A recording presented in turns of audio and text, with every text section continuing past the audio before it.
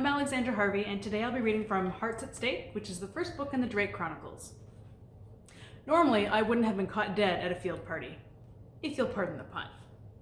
This was a supreme sacrifice on my part for my best friend Solange, who was having a really bad day, which was about to turn into a really bad week. Her 16th birthday was coming up, and we weren't talking a new car and a pink dress. Not in her family. This wasn't much better, though. The cars were parked in a wide circle, the sun setting behind the trees with all the colors of a blood orange being pulled into pieces. Practically my entire high school was here. There wasn't much else to do on one of the last weekends before school started. Someone's shoe nudged my heel, and when I looked back at it, I was greeted with way too much information about the mating habits of my fellow students. I stared at Solange. What the hell was I thinking? She half grinned. It is rather unlike you. Darren, from my math class last year, tripped over his own feet and sprawled in the dirt in front of us before I could answer. He blinked at Solange.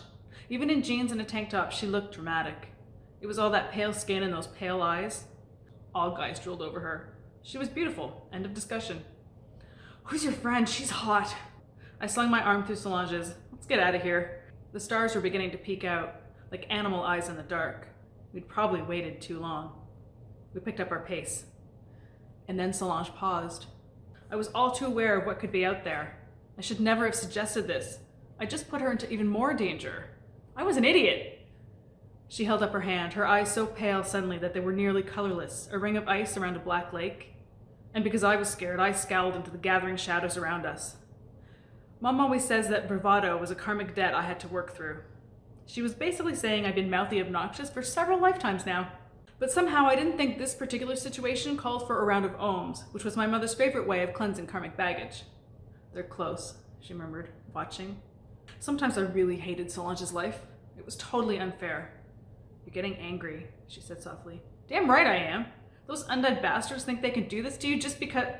When you're angry, your heart beats faster. It's like a cherry on a hot fudge sundae.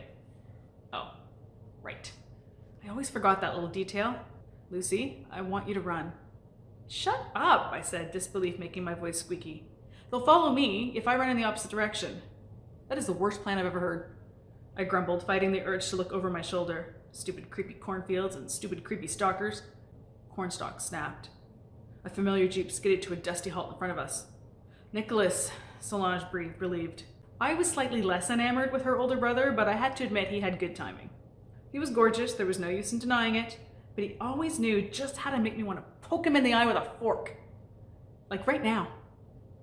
Drive, he said to their brother Logan, who was behind the steering wheel. He didn't even wait for me to get in. The car rolled forward. Hey, I shouted.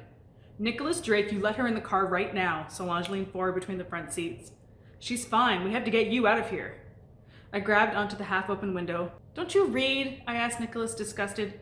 If you leave me here now that you've got Solange all safe, they'll grab me to get to her. Solange opened the back door and I leapt in. The car sped off. Shadows flitted beside us, menacing, hungry. I shivered. Then I smacked Nicholas in the back of the head. Idiot.